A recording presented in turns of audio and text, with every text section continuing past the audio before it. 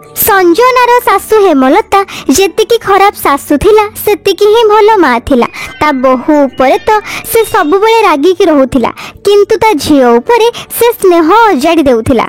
Hello हाँ माँ अंजलि केमिति अच्छु तू? तो सासु घर आड़े तो बहुत गरम पड़ुथिबो ना? एठी भी आमर भारी गुलगुली। अच्छा पिला मानकर ग्रीष्म छुट्टी केबेठारु पड़िबो? गोटे काम कर एथर छुट्टी रे मासे पाई एठी रहिबाकू चलिया। केबेठू मो नाती नातुणी को मु देखिनी। अच्छा ठीक अछि तू आसीबू मो अपेक्षा रे रहिली रखुची हैला। माँ मो बोर फोन आसीथिला छुट्टी पड़िले किछि दिन बुली जिबा पई डाकुचंती। मो भाउज भी तांको बाप घर को जाइचंती तो बौ घरे एकुटिया अछंती। आउ से कहिले कि मो आउ पिला माने गले तांको टिके भल लागिबो। बास बास छुट्टी आरंभ न होउनु तू तो बाप घर ना जपिबा आरंभ कर देलु। अरे तू जानिछु ना तो ननंद एई छुट्टी रे रहिबा को आसुची। मु एकुटिया तो सब काम करि परिबि ना। आउ अंजलि ए घरर चाकराणी नुहे जे से आसिला माने ताकू ए घरर काम रे लगेई देबी। टिके आराम करबाकू तो मु ताकू एठिकी डकेइची। तू तो भारी चालाक छुट्टी बहाना रे घर कामरू छुटकारा पाइबाकू चाहूचु ना। तो ननंद आसीबो तार दुईटा पिला तो ससुर को ठीक समय औषध विवेक को सकाळू ऑफिस पाई टिफिन पैक करिकी दबो किए ना बाबा ना। मु तो तते एबे छाड़ी परिबिनी परे केते बेले चली जिबू। किंतु माँ परे तो स्कूल ट्यूशन पिला मानकर सब आरंभ हो जिवो सेमिति हेले तो मु जाई परिबिनी। हेमलता संजना कथारे ध्यान देलानी आउ सेठारु चली गला। अरे हेम एसी फिटिंग करिबा लोक आसी गलानी। संजना बहु तो रूम रो कबाटटा खोलिलु तो रूम रे एसी लगा हबो। मो झियो काली सकाळू आम घरे पहुंची जिवो। तू बाहर हॉल रे तोर सब जिनिस रखी दे आउ किछि दिन तळे सहिबा पई बंदोबस्त करिने। हेमलता मु भाबुथिली आउ गोटे एसी नहीं नबा। बाहर हॉल रे गरम बहुत बहु आमर छोट छोट छुआंकू नहीं सहिबो केमिति। तुमे चुप रुह हैला एते इलेक्ट्रिक बिल किए दबो? अरे मो झियो तो किछि दिन पई रहिबाकू आसुची तुमरो सेइथिरे भी नजर। तुमे चिंता करनी विवेक को मु एक कथा बुझेई देबी। आउ तुमे फालतू खर्च कथा मते जमा कहिबनी कहूची। ता पर दिन अंजलि तार दुई पिलांकु नै रहिबाकू चली आसे। अंजलि रो पिला माने बहुत बदमाश थिले। मां देखो से मो कंढी भांगी देला।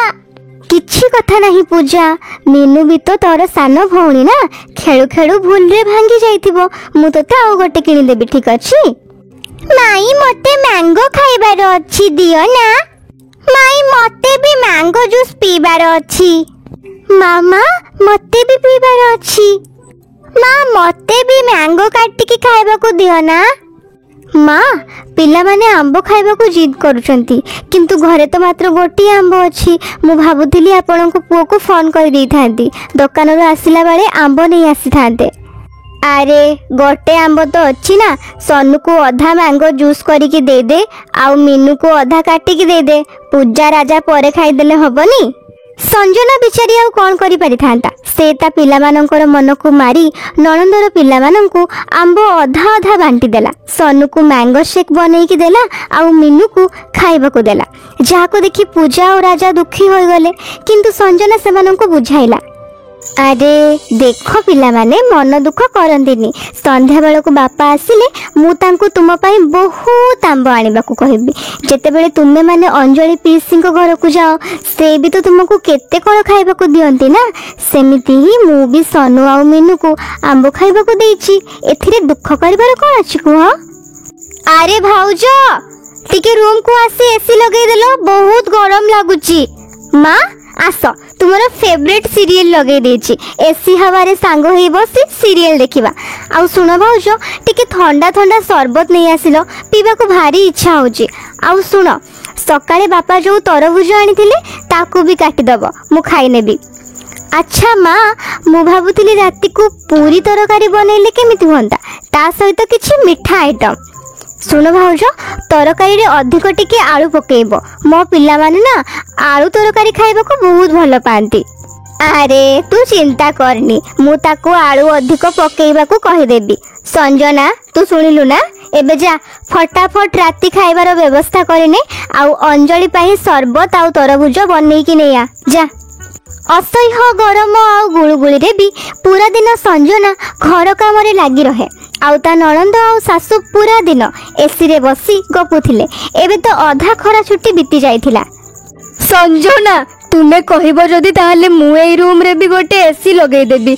तुमको आ पिला माननकु बहुत असुविधा होउथिबो ना, बहुत बढ़ी जाइछि ये गरम। फैन रो हवा भी पूरा गरम, फैन टा भी पुराना हे गलानी ना, ठीक से चालूनी। नाई नाई पूर्वरु ही तुम दरमारू एते खर्च हो गलानी। एबे तुमे उधार आनी एसी लगेबा दरकार नहीं। आउ अल्प दिन रो तो कथा, अंजलि चली गले रूम रे लागिथिबा एसी तो हम पिला मानकर ही हबो ना। आर वर्ष को देखिबा। एबे थाउ। ठीक अछि संजना, जेमिति तुमे कहिबो। ता पर दिन भयंकर गरम रे संजना पूरा दिन काम करबाकू लागिला। संजनार नणंद अंजलि जमारू भी साहाय्य करू नथिला, बास रसई हे गले खाइबाकू बस्ती पडुथिला। तापटू से निजे केबे भी गोटे ग्लास पानी नहीं कि भी पीउ नथिला। संजना पूरा दिन काम करी थकी जाइथिला, ता ऊपर पुणी एते गरम। से दिन राति रे हॉल रो फैन भी खराब हे गला आउ संजना आउ विवेक को गरम रे पिला माननको सह सहिबाकू पड़िला। संजना पूरा पूरी थकी जाइथिला, ता परे भी ता पिला माननको से बिंचणा आनी से पर्यंत बिंचिला जो पर्यंत ता पिला माने सही न जाइथिले। किंतु थका हरा संजना निजे गरम रे सही पारलानी। आउ ता परदिन संजना समस्तंको पाई जलखिया नहीं जाउथिला, किंतु अचानक ता मुंड बोली देला आउ से तळे पड़ी गला। माँ बापा शीघ्र आसो, देखो संजना बेहोश होई तळे पड़ी जाइछि। अरे हेमलता शुणी पारुछ कि नहीं, शीघ्र आस। माँ लागुछि बापा डाकुचंती, चलिलो कौन हेछि देखिबा। रूम रो कबाट बंद करके बसिच, किछि सुनी पारुछ कि नहीं। अरे आम बहु बेहोश हो जाइछि। कौन बहु बेहोश हो गला? भाउज बेहोश हो गले कि? समस्ते डरी जाती। विवेक डॉक्टर को फोन करके घर को डाके। अधिक परिश्रम आउ निद पूरा न होबा कारणरू यांको मुंड बुलेई देथिला।